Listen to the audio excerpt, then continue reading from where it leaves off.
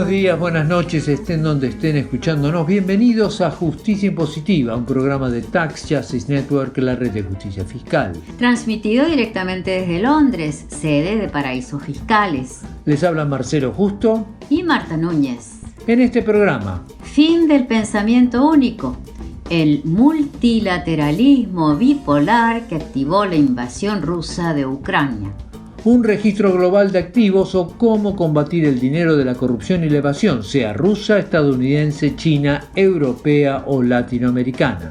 Que paguen la deuda los que la fugaron.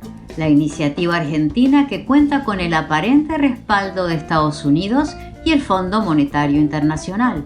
Y en el segundo capítulo de nuestra serie sobre los paraísos fiscales, los grandes beneficiarios y facilitadores de la fuga de capitales y la evasión fiscal a gran escala. Esto es Justicia Impositiva, un programa de Tax Justice Network, la red de justicia fiscal. La invasión rusa de Ucrania está cambiando el tablero diplomático internacional.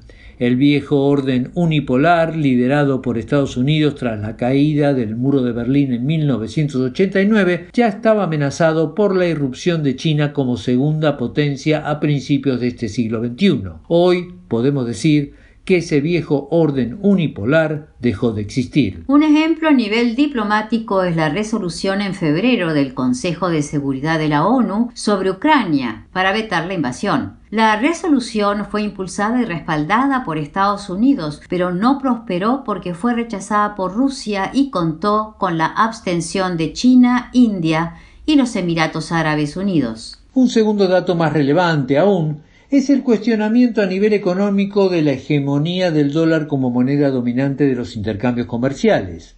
China y Rusia no manejan sus intercambios en dólares, sino en sus propias monedas.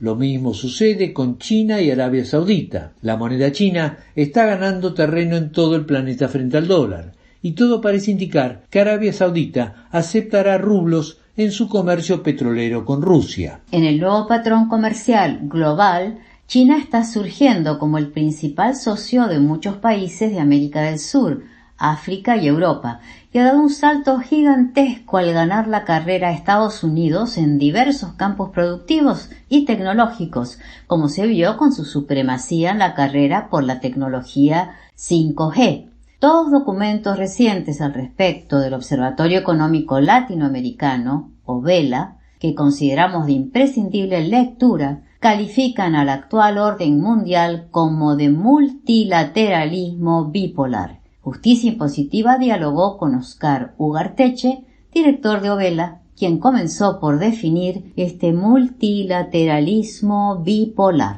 Desde el final de la Segunda Guerra Mundial hemos tenido un mundo con instituciones multilaterales que lo que pretendía era tener un foro de discusión para resolución de conflictos. Ese espacio multilateral se convirtió en 1949, tras la consolidación del espacio soviético en Europa del Este, en un espacio bipolar.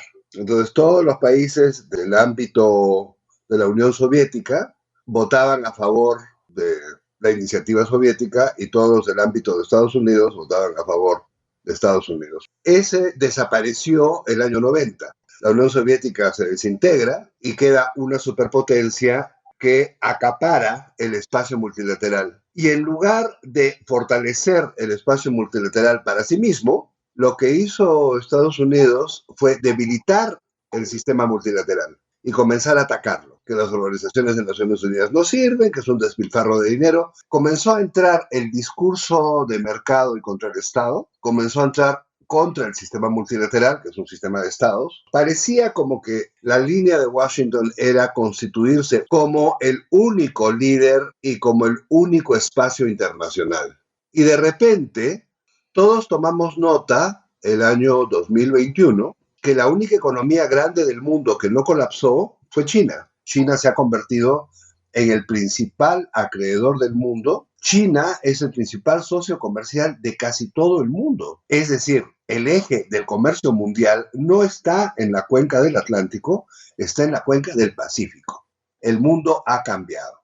Ahora, el mundo ha cambiado no solo comercialmente, financieramente también. Es algo que estamos viendo ahora mismo con la guerra.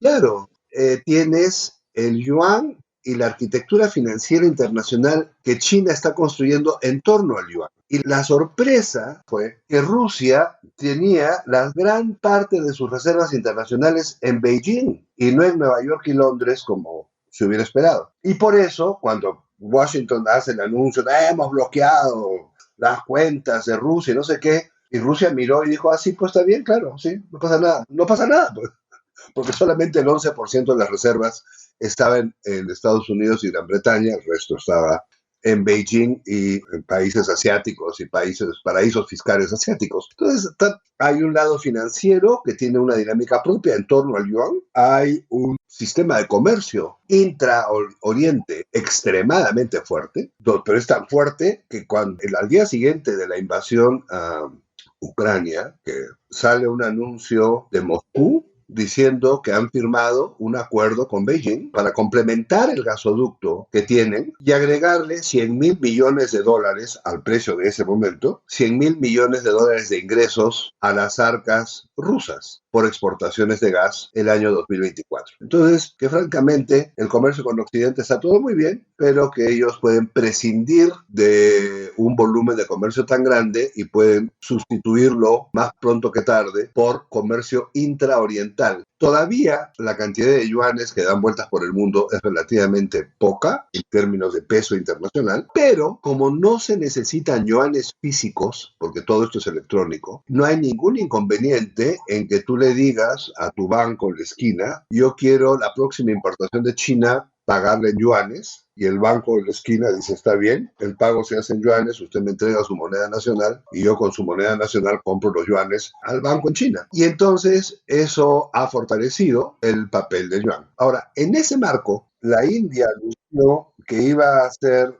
su comercio de petróleo con Rusia en rublos. Y poco después, Irán salió y dijo que ellos seguirían comerciando el petróleo en yuanes y que lo que tengan que operar con Rusia lo operarían en rublos. Y Arabia Saudita, principal socio comercial de Estados Unidos en términos militares, anunció que operaría en rublos su comercio de petróleo con Rusia. Entonces, esa es la situación actual de esta bipolaridad multilateral.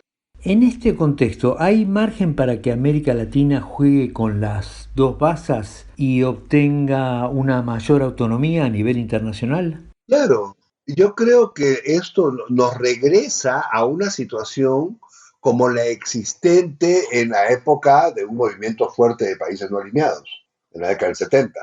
Yo creo que estamos regresando a una situación análoga a esa, donde va a haber un conjunto de países en América Latina y en África y en Medio Oriente, que dicen, bueno, ni Washington ni Beijing. Nosotros queremos un camino propio, utilizando lo mejor que tienen ambos. Y yo creo que para allá vamos. Creo que esa es la construcción que se está haciendo. Óscar Ugarteche, director del Observatorio Económico Latinoamericano, OBELA.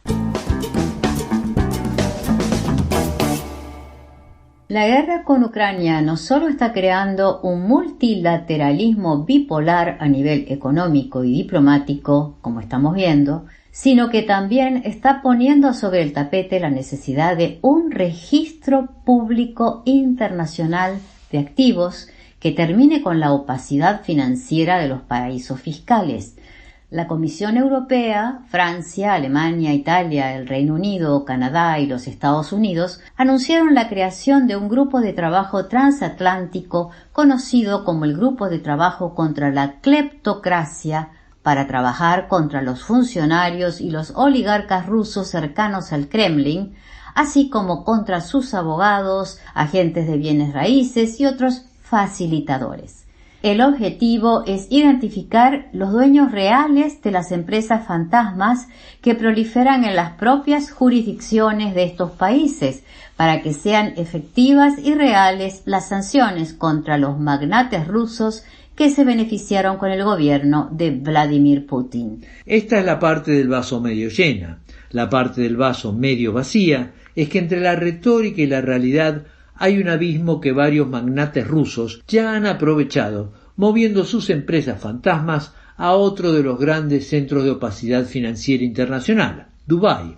Más allá de la incautación de un yate acá, de un avión privado allá, por el momento no se hace más que rozar la punta del iceberg de toda esta riqueza turbia. Pero hay un segundo problema más grave.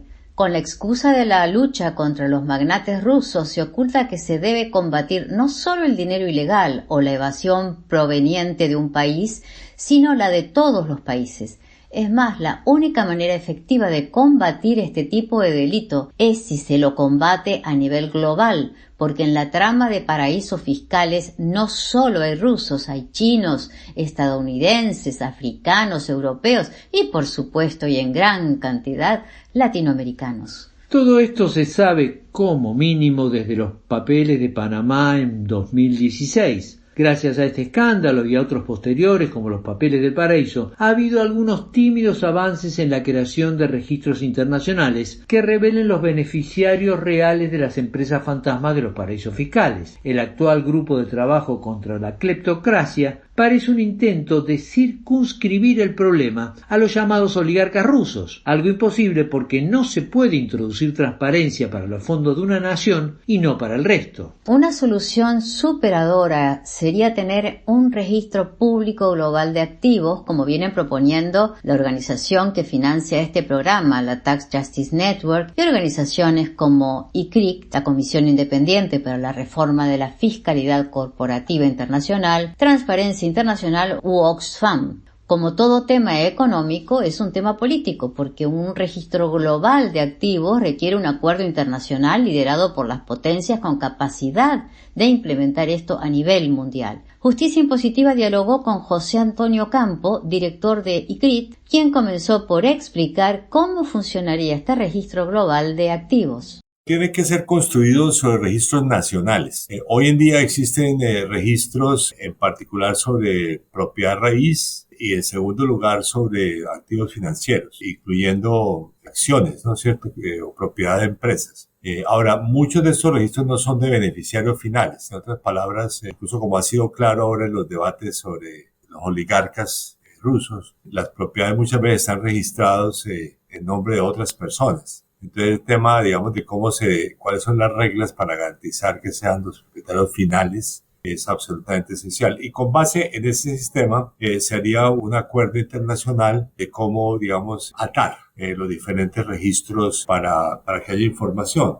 Eso hoy en día ocurre parcialmente. Por ejemplo, desde el 2008-2009, Estados Unidos ha venido pidiendo a Suiza que le dé información sobre norteamericanos que tengan depósitos en Suiza. Y uno podría, digamos, desarrollar un sistema donde se puede intercambiar información. Obviamente, el problema más complejo es el de los paraísos fiscales. Ahora, acá tenemos un problema señalado por otro miembro de ICRIC, Tomás Piketty, que es que un registro global de activos pondría en problemas no solo a los magnates rusos, sino a los de todo el mundo, estadounidenses, europeos, latinoamericanos, africanos. ¿Es posible combatir a los magnates rusos aisladamente, como parece ser la intención de algunos de los miembros del llamado Grupo contra la Cleptocracia? Yo diría que no. Precisamente en la declaración que sacamos de ICRIC hicimos claro que el objetivo debe ser, a partir de todas esas normas que se quieren hacer en torno a los oligarcas rusos, de comenzar un proceso que permita construir un sistema de información de carácter mundial. Ese es un poco el objetivo que nosotros hemos venido persiguiendo por algún tiempo. Como digo, hay también sistemas de intercambio de información internacional que hoy en día funcionan, pero son insuficientes. Sin duda alguna, el problema es bastante más amplio que el de los oligarcas rusos. Totalmente de acuerdo, el problema es más amplio que el de los magnates rusos, porque hay magnates de todo el mundo. Ahora, dentro de este grupo contra la cleptocracia figuran algunos de los principales paraísos fiscales. Estados Unidos tiene Delaware, la Unión Europea tiene Luxemburgo, Holanda, el Reino Unido tiene la City de Londres. En este sentido, ¿es posible avanzar a fondo en este tema? ¿Puede la invasión a Ucrania marcar un antes y un después a nivel global y no solo una reacción circunscrita a los magnates rusos? Bueno, ese sería un resultado favorable. Hoy en día, pues, las acciones que están adoptando son exclusivamente para los oligarcas rusos, y se han encontrado todo tipo de problemas. Un oligarca que tenía a nombre de, creo que era una hija, 29 cuentas en Suiza. Entonces, realmente el problema tiene que ser resuelto en forma más amplia. ¿Pero realmente existe la voluntad política en estos países, dada la nueva situación generada por la invasión a Ucrania? Yo creo que crean un elemento favorable, pero obviamente hay otros elementos que habrá que tener en consideración. Y no hay, hasta ahora, más allá del tema de los oligarcas rusos, no hay acciones claras en ningún otro campo. José Antonio Ocampo, director de ICRICT, la Comisión Independiente para la Reforma de la Fiscalidad Corporativa Internacional. Ante las grandes adversidades, grandes acciones. Usted sabe, presidente, compañeros, compañeras, que se habla mucho de la famosa restricción externa, que a la Argentina le faltan dólares. No. A la Argentina no le faltan dólares. Los dólares de la Argentina los tienen afuera. Se los llevaron afuera. Necesitamos que el fondo nos ayude a recuperar de los paraísos fiscales donde se han ido miles de millones de dólares en evasión.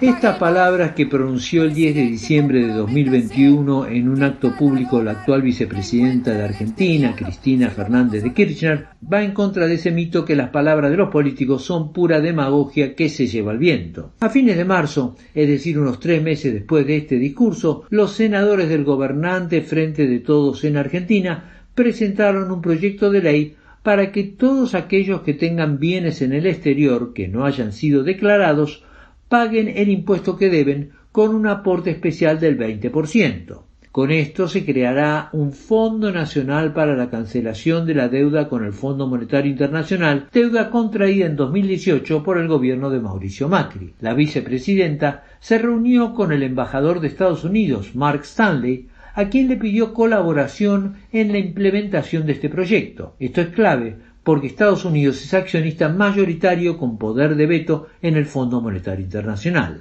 El cálculo es que hay más de 400.000 millones de dólares de argentinos en el exterior, fondos que no tributan y que ahora deberían hacerlo. El proyecto de ley solicita la colaboración del Fondo Monetario Internacional para asistir a Argentina en las políticas contra la evasión fiscal, el lavado de activos, el financiamiento del terrorismo, narcotráfico y corrupción, entre otros delitos. Pero además el proyecto está acompañado por una reforma de la Ley de Entidades Financieras que elimina el secreto bancario y el secreto bursátil. Justicia Impositiva dialogó con la investigadora del CONICET, el Consejo Nacional de Investigaciones Científicas y Técnicas, y autora de Historia de las Relaciones entre Argentina y el FMI, Noemí Brenta, quien comenzó por dar esta evaluación sobre el camino que está tomando el Frente de Todos en Argentina para el tema de la deuda.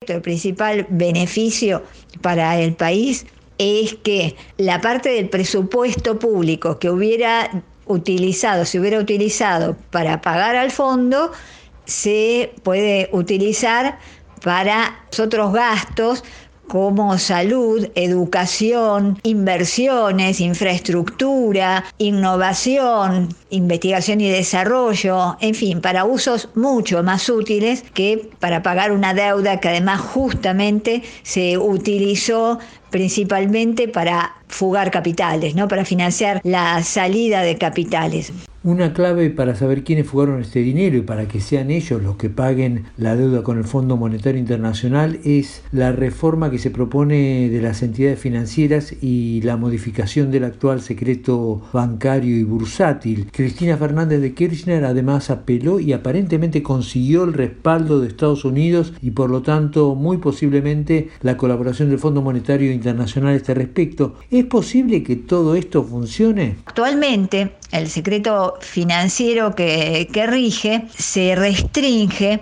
a casos puntuales, es decir, establece condiciones, la actual ley de entidades financieras, que solamente el secreto financiero se levanta si hay un procedimiento de verificación fiscal, si hay determinadas condiciones, entonces es con nombre y apellido. Pero de lo que se trata ahora es de un levantamiento general, es decir, se está tratando de, en especial, Estados Unidos brinde información sobre las cuentas de todos los ciudadanos argentinos y de los movimientos de esas cuentas, justamente para poder chequear con la información que tienen actualmente la Oficina Anticorrupción, el Banco Central. Estas entidades tienen información sobre las operaciones que hicieron los argentinos, o desde la Argentina, y al cruzarla con las operaciones que se hicieron en el extranjero y con los capitales que hay con el extranjero, surgen las diferencias de las que permiten identificar con nombre, apellido, montos, dónde están estos capitales fugados y no declarados y que no pagaron impuestos.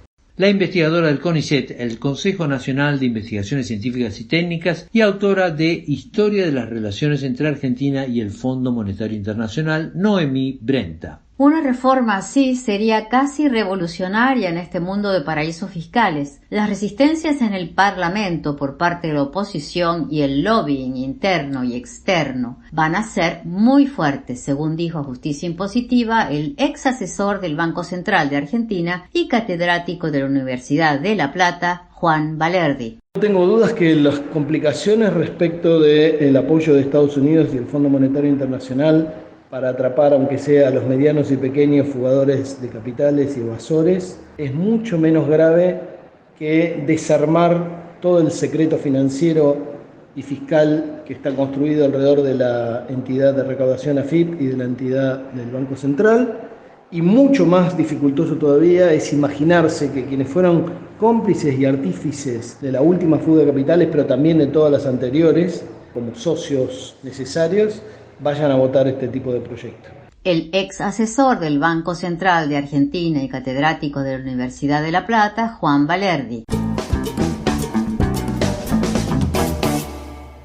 En el primer capítulo de esta nueva serie sobre los paraísos fiscales, el programa 69, emitido en marzo de 2022, definimos qué es un paraíso fiscal, cuáles son sus principales rasgos y qué los diferencia de otras jurisdicciones. Recordamos que los paraísos fiscales no son ilegales en sí mismos, pero que el fraude fiscal a gran escala que se efectúa a través de ellos sí es un delito en todo el planeta.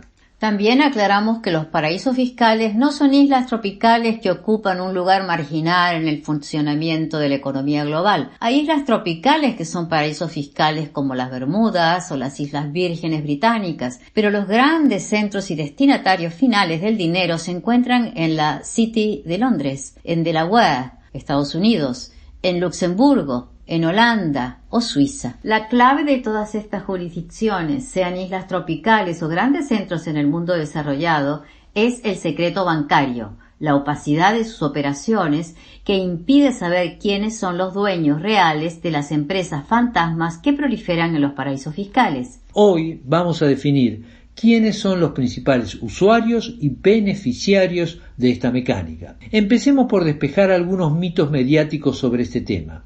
La imagen usual, que le debe bastante a Hollywood, es que el dinero de los paraísos fiscales proviene de la corrupción y el crimen organizado. Y no es así. Según la Tax Justice Network, un 65% de los flujos financieros ilícitos corresponden a las multinacionales. Nadie se salva. De Amazon a Coca-Cola están todos en eso. Los hiperbillonarios y el crimen organizado vienen después en este ranking de la infamia.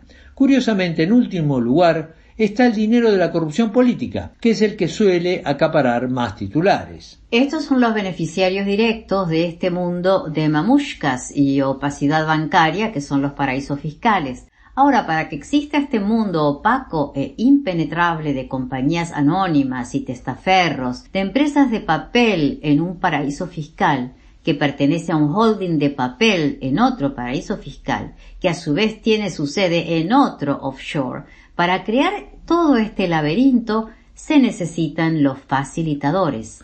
¿Qué son los facilitadores?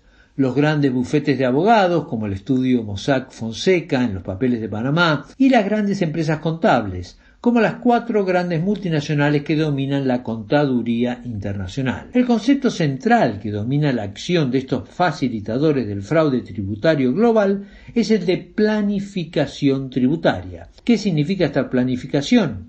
Aprovechar los huecos legales que hay a nivel internacional entre la evasión fiscal y la elusión fiscal, como explicó a Justicia Impositiva Andrés Nobel de la Tax Justice Network, la red de justicia fiscal. El lado de la evasión es lo que es directamente ilegal y que implica violar la ley. Hay que pagar el impuesto y uno no lo paga. ¿Y cómo lo logra? Básicamente a través de esconderse o esconder a sus activos o sus ganancias utilizando paraísos fiscales o estas jurisdicciones opacas. Entonces puede ser permitirle a un individuo crear una sociedad que ya sea que tenga obviamente en otro país, seguramente uno de los típicos paraísos fiscales o jurisdicciones opacas donde haya acciones al portador o títulos al portador para no revelar quién es, o que se permita el uso de testaferros, o que no tenga que identificarse a la hora de crear esta sociedad. Y entonces esta misma sociedad es la que podría estar generando ingresos o ganancias y que nunca van a ser declarados porque nadie sabe la existencia de esta sociedad o quién está detrás de ella. Y por otra parte, lo que se llama elusión fiscal tiene que ver con algunas medidas abusivas, pero que a veces cuesta demostrar que son ilegales o que son contrarias a la ley, aunque claramente son contrarias al espíritu de la ley o a la que esa ley intenta establecer o imponer, que se basan en las estrategias de manipulación de precios de transferencia. Y pasa principalmente en las multinacionales o los grupos económicos que tienen subsidiarias en varios países y logran así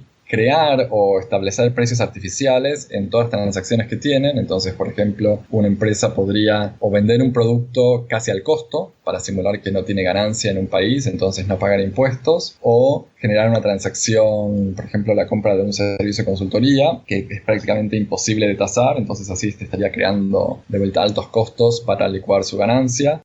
En este entramado es necesario aclarar una cosa más para terminar con el mito de que los paraísos fiscales son un grupúsculo de islas caribeñas. Estas islas suelen ser la sede de las empresas fantasmas, pero actúan como vehículos o lugares de tránsito del dinero de la evasión fiscal y el lavado. Estos fondos no se quedan en las islas, sino que terminan su recorrido en los 28 bancos que dominan el sistema financiero mundial, todos bancos de los países centrales. Estos bancos tienen unidades específicas en todo el mundo dedicadas a captar fondos de individuos con alto valor patrimonial para facilitar la evasión de impuestos. En América Latina se hacen un festín. Justicia Impositiva dialogó al respecto con Hernán Arbizu, que durante muchos años fue el encargado de esta tarea para el JP Morgan Chase en América del Sur. La función de Arbizu consistía en captar activos de argentinos para depositarlos en paraísos fiscales. En 2008, a meses del estallido financiero, su banco, el JP Morgan, le puso como meta que extrajera $150 millones de nuevos activos. Estamos hablando de un ejemplo de lo que sucedía en un solo banco en una región del mundo. Si uno piensa que cada uno de los 28 bancos que dominan la economía mundial hacían lo mismo en Argentina y el resto del mundo, se puede ver el drenaje de divisas e impuestos que significan estas maniobras a nivel global. Hernán Arbizu denunció este fraude del que era protagonista. La denuncia fue cajoneada por la justicia argentina hasta que finalmente la pudo llevar a Estados Unidos. Esto es lo que contó Hernán Arbizu a Justicia Impositiva.